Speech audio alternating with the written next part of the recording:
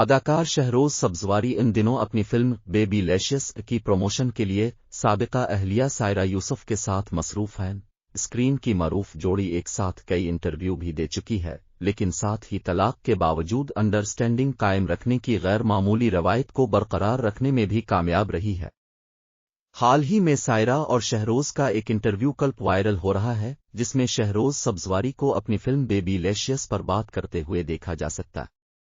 Viral video clip میں میزبان کے سوال پر شہروز سبزواری کا کہنا تھا کہ ایک وقت ایسا بھی تھا جب سب نے فلم بے لیشیس کو ماننے سے انکار کر دیا تھا، سب پیچھے ہٹ گئے تھے، لیکن میں نے وہی کیا جو مجھے میری فیملی کی جانب سے سکھایا گیا ہے، وہ یہ کہ چیز چاہے جو بھی ہو، اگر اس کے ساتھ ایک بار آپ کا نام لگ جائے تو اس کا ساتھ دو، اور میں نے کیا۔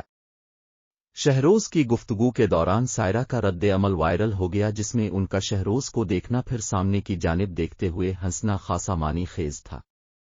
واضح رہے کہ سائرہ یوسف اور شہروز سبزواری کی اکتوبر 2012 میں شادی ہوئی تھی، لیکن فروری 2020 میں دونوں کی طلاق ہو گئی۔ سائرہ اور شہروز کی ایک بیٹی نوری بعد ازاں مئی 2020 میں شہروز نے ماڈل صدف کنول سے شادی کا اعلان کیا۔ جوڑے کے ہاں اگست 2022 میں بیٹی زہرا کی پیدائش ہوئی۔